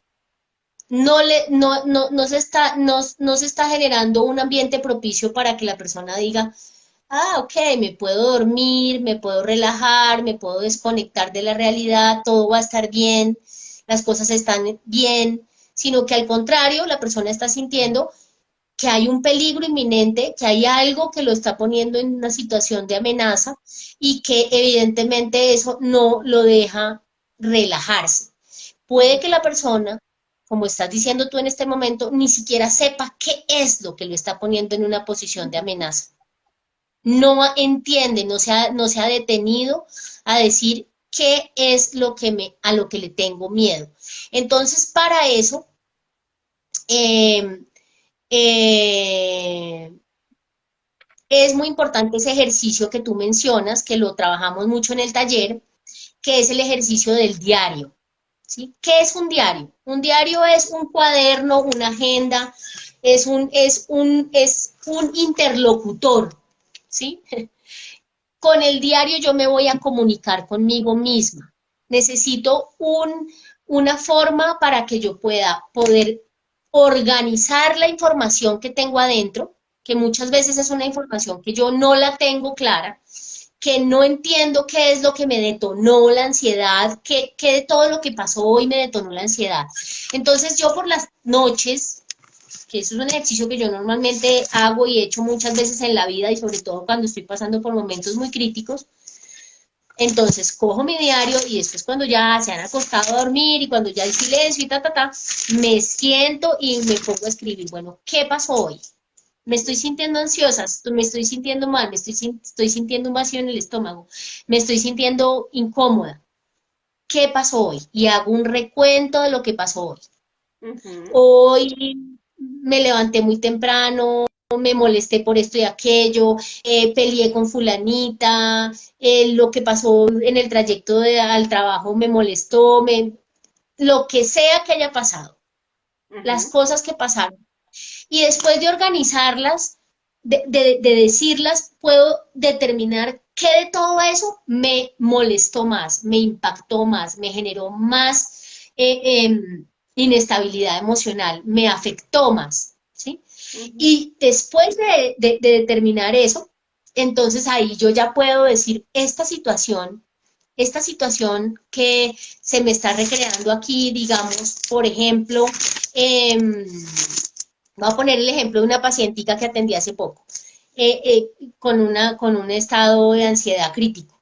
Y entonces ella me decía, yo empecé a sentir que tenía un nivel de ansiedad muy alto, pero yo no entendía por qué. Cuando Ujú, ya miramos en la terapia, porque ella no llevaba el ejercicio del diario, pero lo hizo en terapia, entonces ujú. yo le dije, haz memoria del momento en el que empezaste a sentir de esa manera. ¿Qué estaba pasando en ese momento? Y entonces ella se fue a ese momento y me dijo, en ese momento, o sea, hace 2 semanas, Ujú. yo estaba pasando por un momento de pruebas en la universidad, estaba presentando exámenes, estaba sintiendo mucho miedo de no pasarlos, estaba sintiendo mucha exigencia, pero incluso después de presentar los exámenes siguió la ansiedad. O sea, No, yo presenté los exámenes, me fue bien, pero la ansiedad siguió. Entonces ahí es donde ella dice, ¿por qué? Si ya pasaron los exámenes y me fue bien. sí, Entonces ella coge esa sensación de por qué le tengo tanto miedo, cuál es el peligro, cuál es la sensación que tengo ahí vinculada al desempeño académico. Y cuando entonces ella se va a mirar eso a fondo, ella se da cuenta que adentro de ella tiene un miedo muy profundo a decepcionar, a decepcionar a su mamá, a decepcionar a una mamá que le ha dicho de manera muy importante que para ella es fundamental que ella sea la mejor estudiante, la primera, la ujú. número uno en la universidad, Destacar. que además que se destaque. Entonces, por ahí derecho vamos a trabajar todo lo que está en el fondo, en el inconsciente, del supuesto peligro que implicaría que ella no le fuera bien en la universidad. Ni siquiera era un peligro real, porque la universidad la sancionara o algo así, ella tendría que, pues, no sé, perder muchas materias o cosas muy graves que no iba a pasar. Pero Sí. ella estaba sintiendo como que el peligro era como si la fueran a echar de la universidad y eso estaba muy lejos de pasar. En realidad el peligro tenía era que ver con ella sentir que ella no le estuviera logrando dar la talla a la mamá. ¿Sí? Ok. Entonces, eso era en realidad lo que le estaba generando una tensión que ella no había logrado evidenciar. ¿Ok? Acá nos está, Eh, o- discúlpame, nos dime. está preguntando Indy Herrera que si esa ansiedad puede generar como malestar físico, como dolor en el cuerpo, como sensación de que pesa el cuerpo. Claro, claro que sí. O sea, la sensación de ansiedad, como los ataques de pánico, todo tienen una respuesta física, una respuesta, digamos, química en el cuerpo. Entonces lo vamos a sentir como sensaciones de frío, de calor, de peso, de presión, de vacío, de huecos que sentimos, hueco en el estómago, hueco en el pecho, presión en el cerebro, dolor de cabeza, dificultad para respirar, debilidad, sentir que nos falta la energía, que nos falta la fuerza, que sentimos mucho cansancio. Porque evidentemente el sistema está expresando que nosotros no estamos sabiendo procesar ese peligro, ese supuesto peligro que tenemos ahí, Ujú, ¿sí? ujú. Entonces, bueno, todo eso a qué nos lleva, Diana. Eso nos lleva a que nosotros tenemos que, para evitar y para lograr que eso nos pase, porque digamos que decíamos en el título de esta charla, cómo prevenirlos y cómo sanarlos. Ujú. ¿Cómo prevenirlos? Definitivamente tenemos que tener unos hábitos de salud emocional mucho mejores de los que estamos teniendo en este momento. Claro. Eh, Definitivamente tenemos que aprender a parar, como les dije ahorita, a parar, a respirar, a poder hacer procesos de conciencia plena, de mindfulness, de dejar que nuestra mente se relaje, pero en otros momentos también tenemos que poder hacer el ejercicio del diario y de determinar claramente qué es lo que nos está pasando, qué características tiene y con qué está relacionado en nuestra vida. Por eso es tan importante tener herramientas como las que nosotros podemos dar en el taller de una cita conmigo misma para hacer esos procesos, porque esos procesos de ir más a fondo no se hacen o no lo saben hacer normalmente las personas sin guía, ¿no? O sea, al principio toca que alguien me enseñe a hacer ese proceso de ir a conectar y a relacionar con lo que me pasa o con lo que puedo tener guardado en el inconsciente, que se me está relacionando con el presente y que yo no sé qué es, que yo no lo veo, que yo no lo entiendo fácilmente. Sí, Entonces tengo que tener herramientas para eso. ¿Mm? ujú. ¿Sí? Las personas de Tengo todas que tener, maneras que estén, digamos que interesadas en esto que nos está hablando Lina sobre el taller, que es una cita conmigo mismo, les dejé un link para que puedan ir allá y es un taller básicamente donde se trabajan las 5 heridas y donde podemos identificar todo eso de lo que nos está hablando Lina, de las cosas que tal vez nosotros también, sí, escribiendo podemos conectar muchas cosas, pero hay otras que no son tan fáciles de ver ni de interpretar para saber entonces así por es. qué Ujú. llega la ansiedad. Exactamente. Y que muchas veces esa ansiedad está relacionada, ya sea en un nivel, digamos, de ataque de ansiedad prolongado como el que estamos hablando ahorita, o de ataques de pánico muy, muy marcados. Pero en cualquier caso, nos vamos a tener que remitir a la información inconsciente.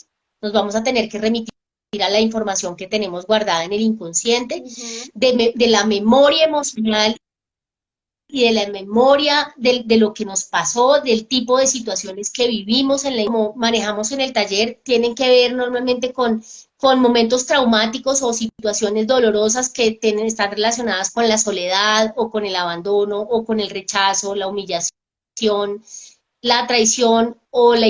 Son situaciones que pudieron haber ocurrido en la infancia y en la primera juventud, que marcaron de manera profunda a la persona, que tienen unos componentes que nos hacen sentir mucho miedo y que ese miedo se nos relaciona con situaciones presentes y nos activa un miedo que hoy parece irracional, parece totalmente desconectado, no tiene nada que ver con lo que supuestamente puede estar pasando, como el miedo que puede sentir una persona en estos a no tener con qué comer, cuando todavía tiene trabajo y tiene condiciones aparentemente eh, cómodas y aún así está sintiendo todo el tiempo que se va a quedar en la calle, ¿no? Entonces, ¿de dónde sale eso? Eso es desproporcionado, eso no es coherente. Y la persona está sintiendo ansiedad todo el tiempo por ese miedo supuesto a la escasez o ese miedo supuesto a quedar digamos, desprotegido. Entonces, todos esos miedos que son irracionales y que son absurdos y que no tienen una proporción con la realidad, son miedos que tienen que ver con información que está en el inconsciente y que tenemos que tener herramientas o métodos para poderla sacar. Eso es lo que hacemos con el taller Una cita conmigo mismo. Entonces, pues bueno, esa es una de las herramientas que existen en la vida para eso. Hay otras formas, también otros tipos de métodos. Pero bueno, aquí Marisol, antes de terminar, dice qué hacer con un niño Exacto. eh, con un ataque de nervios y ansiedad. Bueno, lo primero que hay que hacer es que la mamá o el papá no se sintonicen con la ansiedad y los nervios del niño, o sea, que puedan manejar la situación tranquilos. Eso no siempre es fácil, ¿sí? Sí. Muchas veces en ese momento en el que el niño está sintiendo el ataque, la sensación de los nervios y de la ansiedad y que eso implica que llora, que no se queda quieto, que no está, digamos, en un estado de control de sí mismo, sino que De está calma y demasiado ansioso, tranquilidad. demasiado nervioso, demasiado llorón, demasiado irritable, ¿sí? En esos momentos, el adulto que no tiene la capacidad consciente de manejar la situación puede desbocarse y puede terminar golpeándolo, gritándole, maltratando al niño porque no está, digamos, entendiendo que el niño está desbocado, por decirlo así, que el niño está como Ujú. desbocado. ¿Sí? Lo primero que tiene que hacer el adulto es calmarse él o ella, ¿sí? Ujú. En ese caso, tiene que decirle al niño, dame un segundo, o sea, el niño puede estar así insoportable, el adulto tiene que irse a la cocina o al baño o a algún lugar, respirar, Ujú. calmarse, decirle al niño, ya vengo, dame 2 minutos, ya vengo, porque si el adulto no para su efecto emocional, puede que tampoco pueda parar y se desboque también con el niño. Entonces, lo primero que tiene que hacer es para, se retira, va, se toma un vaso con agua, respira, ¿sí? Y le dice al niño, trata de calmarte, yo vengo cuando ya estés un poco más calmado, ¿sí? Ujú. Y vuelve. La persona tiene que volver, el adulto tiene que volver. Aquí no se trata de que castiguemos al niño. No, el efecto no, la solución no es el castigo, ¿sí? Ujú. Si el niño está pasando por un momento en donde sus nervios y su ansiedad lo tienen desbocado, algo está pasando, tanto en él como en la dinámica familiar. Entonces nosotros no podemos hacer ese efecto que hacen a veces, muchas veces las personas, de hacer sentir al niño culpable, malo, horrible, usted es insoportable, nadie lo quiere así, si usted sigue siendo así lo van a dejar, lo voy a dejar, voy a llamar al bienestar familiar para que venga por usted, o sea, una cantidad de cosas dicen a veces las personas para solucionar el evento del niño. No, lo que hay que hacer es, el adulto se calma, el adulto se retira, se calma, se toma un vaso de agua, respira y va a donde el niño y lo contiene. Le dice, ven, te abrazo, cálmate, cálmate. ¿Qué pasa? ¿Qué sientes? ¿Qué necesitas?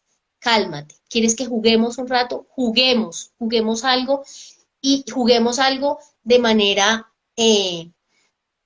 exclusiva, es decir, vamos a jugar un ratico tú y yo. ¿Quieres que juguemos un ratico tú y yo sin que nada nos interrumpa? El juego muchas veces hace que el niño pueda encauzar la energía y al encauzar la energía, calmarse un poquito más. Si nosotros tratamos de que el niño simplemente pare el efecto de la respuesta emocional de la nada, es posible que no lo logre hacer. Tenemos que ayudar a canalizarle la energía al niño a través del juego o a través de que lo arrullemos, también arrullarlo, ven, te abrazo, te arrullo, cálmate, y después de que se calme, hablamos. ¿Qué sentiste? ¿Qué pasó?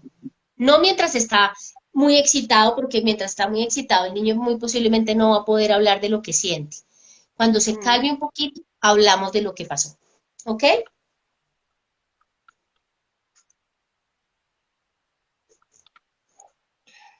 Acá nos pregunta CMG que qué hacemos cuando el niño es agresivo. Pues al niño agresivo hay que ponerle límites, hay que decirle que él no puede pegarle a la mamá o al papá o al hermanito. ¿Mm? Muchas veces funciona que le demos el time out un rato, pero no como una forma de castigo, no es como llevarlo al cuarto y castigarlo, estás castigado, no. Es decirle, vas a ir a tu cuarto, te vas a calmar en tu cuarto, cálmate, yo también me voy a calmar en la cocina o en el cuarto me voy a ir, también me voy a calmar. Cuando tú dejes de llorar y cuando estés más calmado, yo vuelvo, ¿ok? Yo vuelvo. El niño se puede demorar 5, 10, 15 minutos, media hora, no sé, en calmarse.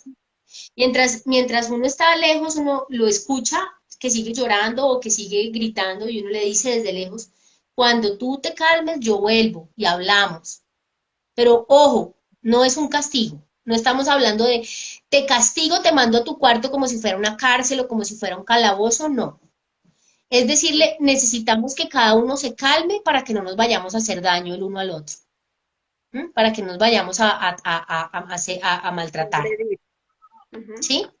Cuando el niño se calma, cuando el niño para de llorar, cuando el niño para de gritar, cuando el niño baja la expresión de su emoción, entonces la mamá o el papá vienen al cuarto y le dicen, ahora sí, hablemos de lo que pasó. ¿Qué pasó?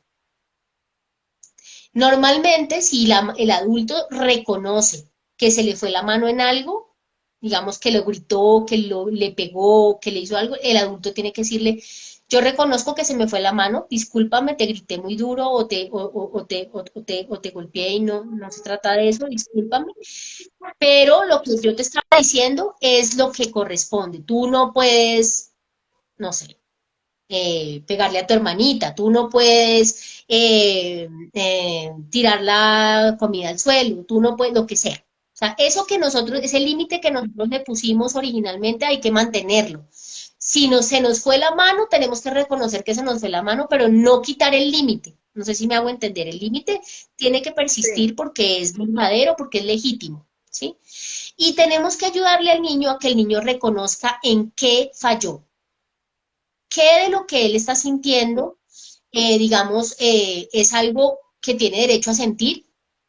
Por ejemplo, ¿estás bravo? ¿Estás muy bravo? Sí, estoy muy bravo. ¿Con quién estás bravo? Estoy bravo contigo porque tú me prometiste que llegabas temprano y no has llegado temprano. Estoy bravo contigo porque tú me prometiste que me ibas a llevar al parque y no me llevaste al parque. Estoy bravo, tengo rabia por A o B o C o lo que sea. Esos ujú, momentos, la rabia, es lo que es la emoción que hace que el niño ataque o que el niño golpee o que el niño maltrate. Tenemos que ayudarle a que él aprenda a expresar su rabia de una manera elaborada, es decir, que él pueda hablar de la rabia, no usar el golpe o el maltrato para expresar la rabia, porque la rabia es una emoción legítima. Es importante que las personas puedan expresar su rabia desde chiquitos. La rabia es una emoción que está diciendo, me estoy sintiendo atropellado, o me estoy sintiendo ignorado, o me estoy sintiendo maltratado, o me estoy sintiendo incomunicado, me estoy sintiendo mal. Entonces la emoción de la rabia lo que está diciendo es, no me gusta esto y me defiendo. Es una emoción para defenderse. Pero la persona desde siempre y ojalá desde pequeño aprenda a poder decir lo que le está doliendo, lo que lo está maltratando, cómo se está sintiendo ofendido, en lugar de que use el cuerpo físico para expresar esa emoción. Entonces al niño hay que decirle, ok, estás bravo por esto, aquello, lo demás allá, está bien, tienes derecho a estar bravo, hagamos acuerdos, pedimos disculpas, reconocemos responsabilidades, pero tú no puedes usar la violencia física para expresar tu rabia. Tú tienes derecho a sentir rabia y a expresar cuando algo te está molestando y cuando te estás sintiendo agredido. Eso tienes derecho completamente. Pero lo que no puedes hacer es maltratar a otros con el cuerpo físico. Entonces, ujú. si ves cómo le estás validando la emoción porque es legítima, pero Sí, no le estás permitiendo que maltrate a otros con esa emoción, ¿sí?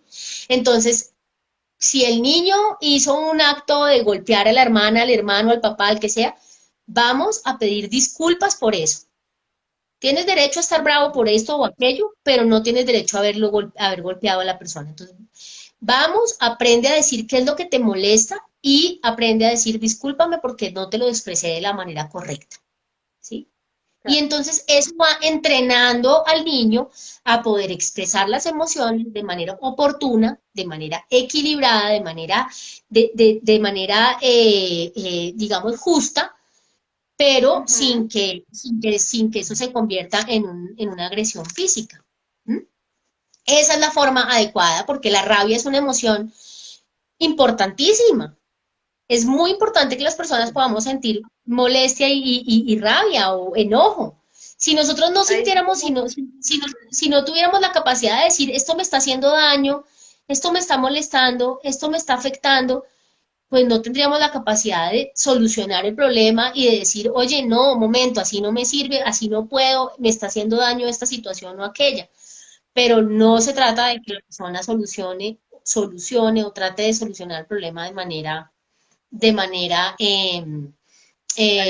digamos, agresiva o de manera irracional, ¿sí? Ujú. Siempre los niños, la forma de educar y de formar a un ser humano, porque tiene un cerebro que ya tiene una inteligencia superior, no es como un perrito. Yo le digo a mis pacientes, por favor, no eduquen a sus hijos como si fueran perros. A los perros es a los o a los gatos es a los que se les da el estímulo positivo o el castigo cuando cometen un error. Su hijo tiene un cerebro que puede pensar, que puede razonar mucho más, que tiene capacidad de reflexión, que tiene capacidad de análisis. Incluso desde chiquitos usted le tiene que ejercitar eso. Ujú. A ver, Pepito, ¿estás bravo? Sí, estoy bravo. ¿Por qué estás bravo? ¿Qué te molestó? ¿Sí ven? Ahí el niño está haciendo el ejercicio del Bien. diario. Decir, oiga, ¿qué fue lo de verdad lo que me está molestando? ¿Por qué estoy tan bravo? ¿Sí? Entonces, cuando el niño dice, uno le puede, si es muy pequeño, si tiene 3 añitos, 4 añitos, uno le tiene que ayudar. Uno tiene que decir, estás bravo porque yo llegué tarde, estás bravo porque te tocó prestarle el juguete a tu hermanito, estás bravo, o sea, uno le ayuda como a entender de dónde puede estar brava la persona, el niño, ¿sí? Uno le ayuda a descifrar la emoción. ¿M? Y entonces ahí sí, ya después le dice, ok, tienes derecho a estar bravo, ven, ¿cómo solucionamos esto? Lleguemos a una conciliación, sí, está bien, yo te prometí esto y no lo cumplí, discúlpame, no sé, lo que haya que solucionar. Pero ojo, lo que sí no puede pasar es que tú expreses esta emoción de una manera en donde agredas a los demás. Eso no puede pasar. Y ahí tenemos que pedir disculpas. Entonces vamos y pedimos disculpas. Y además enseñarle a los niños que pedir disculpas no es el fin del mundo. ¿Sí? Sí.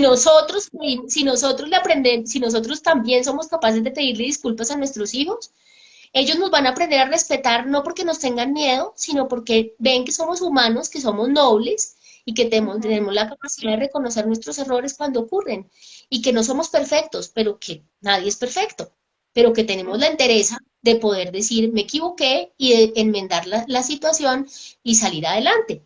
No es esa sensación de que si yo le digo a mi hijo que me equivoqué, entonces él va a creer que me la puede montar. Eso no es real. Cuando nosotros le demostramos a nuestros hijos que somos humanos y tenemos la capacidad, la humildad y la entereza de reconocerle lo que nuestros propios errores, ellos valoran grandemente eso. Ellos valoran que nosotros seamos responsables de nuestros actos.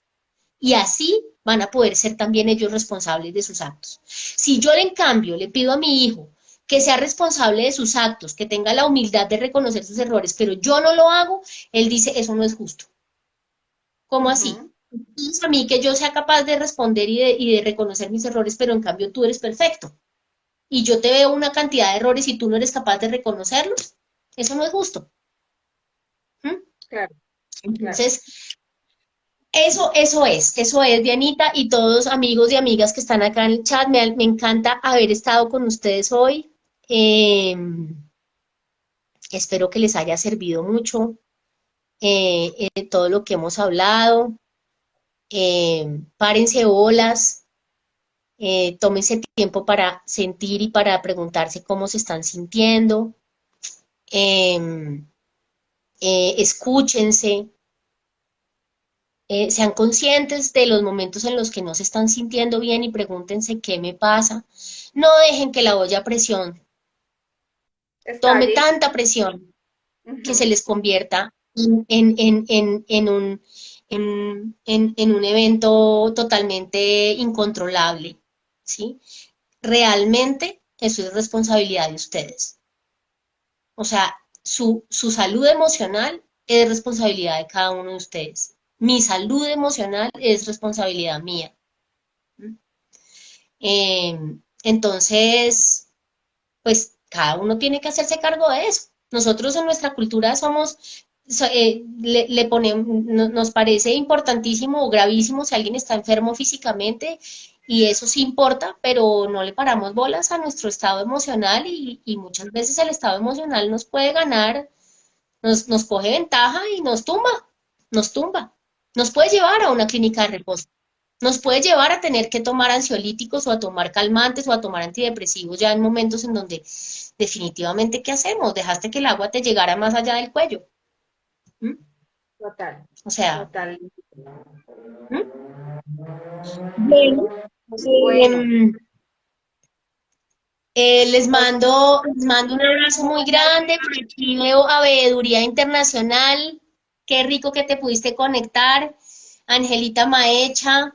Veo por aquí una cantidad de personas que conozco, otras que no, pero no importa, me encanta que todo el mundo se conecte, que todo el mundo participe, aquí estamos siempre atentos a poderles dar apoyo a todos los que necesiten a través de Fundación Hansa en el Instagram o Dianita también, si quieres, pon tu número telefónico para que las personas que necesiten más información del taller o más información de nosotros como terapeutas nos puedan contactar. Dianita está haciendo todo el proceso de coordinación de las personas que quieren y necesitan apoyo, ya sea con el taller o ya sea con la psicoterapia. Entonces, les mando un abrazo muy grande, que pasen buena noche y que se Muchísimas cuiden. gracias. Muchísimas gracias, muchas gracias a todos los que participaron, los que estuvieron presentes. Espero que esta charla haya despejado muchas dudas y no se olviden que todos los jueves Linita nos va a estar ayudando con muchos temas que muy seguramente nos van a ayudar muchísimo.